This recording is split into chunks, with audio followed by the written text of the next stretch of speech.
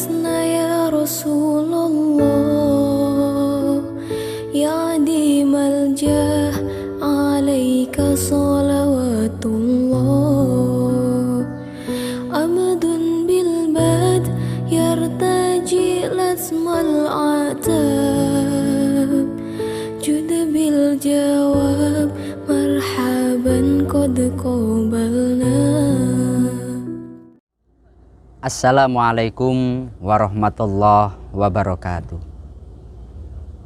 Saudaraku sekalian yang dirahmati Allah Subhanahu wa ta'ala, ada pertanyaan mendasar yang itu seringkali terlontarkan oleh sebagian saudara-saudara kita. Kenapa kita harus mengikuti Ahlus Sunnah wal Jamaah An-Nahdiyah? Kenapa harus dengan kelompok ini? Bukankah Islam itu penganutnya banyak, kelompok di dalamnya juga sangat banyak, yang penting Islam kan beres? Maka kami sampaikan bahwasanya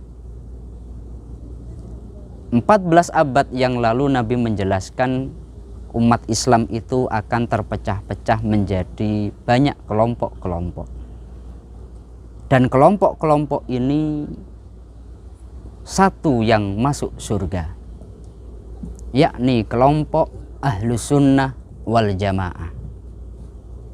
Artinya kalau hanya sekedar Islam ini belum cukup, karena nanti harus dikaji bagaimana kelompok Islam itu akidahnya benar apa tidak, bagaimana syariatnya, landasan fikihnya benar apa tidak, bagaimana perilakunya, akhlaknya atau tasawufnya sudah benar apa tidak.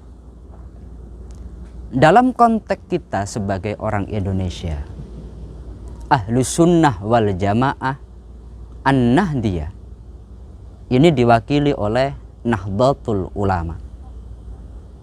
Pendiri daripada Nahdlatul Ulama, seorang ulama besar yang menghafalkan ratusan ribu hadis, sebagai ulama yang dikenal menjadi ahli hadis dan mendapatkan gelar Hadratus Syekh karena saking hebatnya di dalam masalah hadis. Beliau adalah Hadratus Syekh Hasyim Asy'ari. Pada tahun 1926 beliau mendirikan Jam'iyah Nahdlatul Ulama,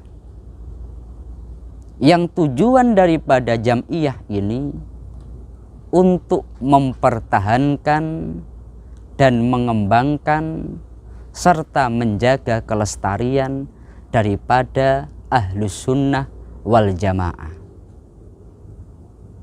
Karena Ahlus Sunnah wal Jamaah ini adalah satu kelompok besar, dan di dalam kelompok besar ini seringkali terjadi saling klaim, saya kelompok yang benar, saya kelompok yang benar. Maka beliau memberikan 3 kriteria. Ahlus Sunnah wal Jamaah yang benar adalah dari sisi akidah mengikut kepada Imam Abu Hasan Al-Asy'ari dan Imam Abu Mansur Al-Maturidi. Dari sisi fikih atau ilmu syariat, mengikut kepada salah satu dari 4 madhab, yakni Imam Abu Hanifah atau madhab Hanafi, Imam Malik atau madhab Malikiyah, Imam Syafi'i atau madhab Syafi'iyah, Imam Ahmad bin Hambal atau madhab Hambali. Dan dari sisi tasawuf, mengikut kepada Imam Junaid Al-Baghdadi maupun Imam Abu Hamid Al-Ghazali. 3 hal ini menjadi salah satu tanda orang tersebut betul-betul sebagai golongan an-najiyah yang selamat di akhirat nanti. Lalu Ahlus sunnah wal jamaah ini memiliki satu sifat yang membuat kita harus ikut di dalamnya. Yang pertama adalah Ahlus sunnah wal jamaah itu menjaga keotentikan daripada ilmu agama. Di dalam Ahlus sunnah wal jamaah betul-betul dijaga yang namanya isnad atau sanad. Al isnadu minaddin. Laulal isnad laqalla man sa'a alama sya'a. Atau laqalla man sya'a ma sya'a. Sesungguhnya sanad bagian daripada agama. Seandainya tidak ada sanad, orang bebas ngomong semaunya. Dalam masalah agama, di dalam Ahlus sunnah wal jamaah an-nahdiyah atau Nahdlatul Ulama, orang harus memiliki referensi yang jelas. Orang harus punya sumber yang jelas. Sanadnya dari mana, kitabnya dari mana, yang mengatakan itu ulamanya namanya siapa. Ini harus jelas. Kenapa? Karena yang namanya ilmu agama ini tidak boleh sembarangan. Maka ketika kita mengikut Ahlus sunnah wal jamaah an-nahdiyah, kita memiliki satu sumber yang jernih. Yang kedua, Ahlus sunnah wal jamaah an-nahdiyah memiliki satu sifat atau satu sikap, yakni al-muhafadhah ala qadimis sholeh wal akhdu bil jadidil aslah. Senantiasa menjaga satu perkara lama yang baik dan tidak lupa untuk mengambil satu perkara baru yang lebih baik. Prinsip ini diterapkan betul dalam kehidupan sehari-hari. Ketika kita menelaah media sosial, ketika kita menelaah mimbar-mimbar, siapakah ulama-ulama yang mempertahankan tahlilan, yang mempertahankan maulid Nabi, yang mempertahankan untuk senantiasa mendoakan orang yang sudah wafat, yang mendoakan untuk senantiasa kita mengingat bagaimana proses Isra Mi'raj. Ini adalah golongan daripada Ahlus sunnah wal jamaah dalam rangka muhafadhah ala qadimis sholeh. Itu satu tradisi yang baik, itu satu tradisi yang tidak bertentangan dengan syariat.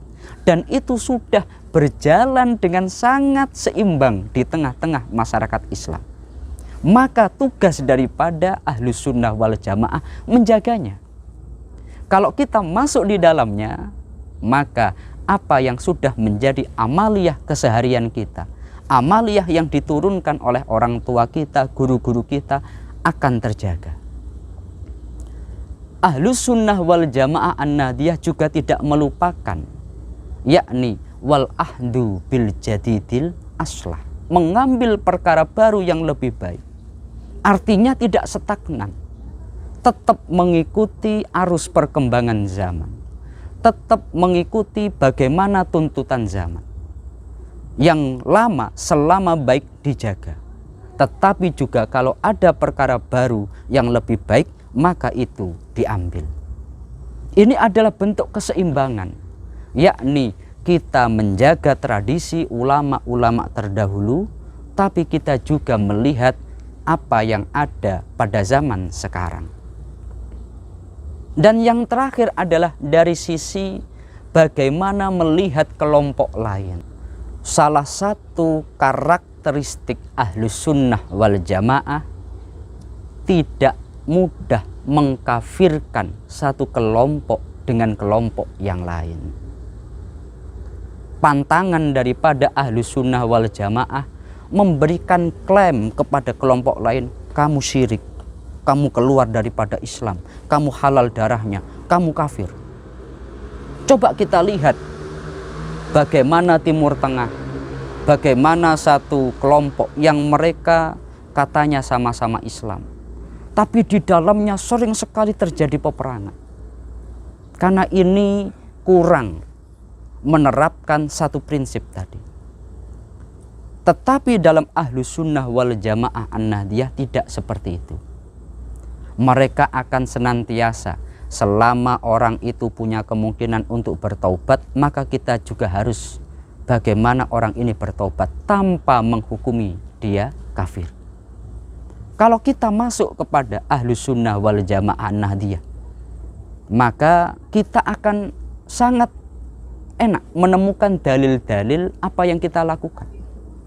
Berbeda dengan kelompok yang lain, dikit-dikit syirik, dikit-dikit bid'ah, padahal dia tidak ahli sejarah, tetapi mengatakan tidak ada pada masa Nabi. Wong dia tidak ahli sejarah, dia tidak pernah menelaah sejarah.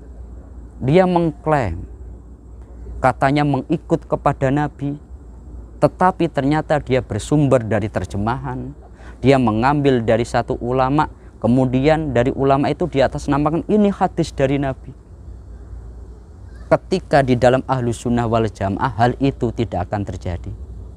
Maka tiga hal ini yang membuat Ahlus Sunnah wal Jamaah menjadi sangat istimewa. Yang pertama, ulama-ulama yang ada di Ahlus Sunnah wal Jamaah Nahdiyah adalah ulama-ulama yang sangat terpercaya, keilmuannya tidak diragukan lagi. Sebagaimana tadi, pendiri Nahdlatul Ulama adalah seorang ahli hadis besar, Hadratus Syekh Hasyim Asy'ari. Yang kedua, Ahlus Sunnah wal Jamaah senantiasa menjaga, memiliki satu tanggung jawab. Bila satu adat, satu kebiasaan itu baik, tidak bertentangan dengan syariat, maka akan dijaga. Siapa yang senantiasa menguatkan tahlilan, menguatkan maulid Nabi, menguatkan Isra Mi'raj? Ahlus Sunnah wal Jamaah An-Nahdiyah. Dan yang terakhir, Ahlus Sunnah wal Jamaah An-Nahdiyah memiliki sifat betul-betul toleran, wasatiyah, yakni tidak akan mudah mengkafirkan kepada kelompok yang lain. Meskipun orang lain mungkin menyebut ini kafir sebagainya, tapi sikap Ahlus Sunnah wal Jamaah la yukaffiru ba'duhum ba'do, tidak akan mengkafirkan satu kelompok dengan kelompok yang lain. Maka kita bisa hidup interaksi dengan satu kelompok dengan kelompok yang lain nyaman. Kenapa? Karena dalam Ahlus Sunnah wal Jamaah An-Nahdiyah dijaga jangan mudah mengkafirkan, mengklaim orang keluar daripada Islam. Ini adalah secuplik daripada kelebihan Ahlus Sunnah wal Jamaah Nahdiyah.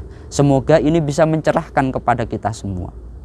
Saya bangga bahwa saya sebagai orang Ahlus Sunnah wal Jamaah An-Nahdiyah, dalam hal ini Nahdlatul Ulama. Orang tua saya juga Ahlus Sunnah wal Jamaah An-Nahdiyah. Guru-guru saya juga seperti itu. Saudara-saudara saya juga sama seperti itu. Anak-anak saya nanti juga akan saya didik menjadi golongan Ahlus Sunnah wal Jamaah An-Nahdiyah. Begitu juga Anda harus seperti itu. Wallahu a'lam.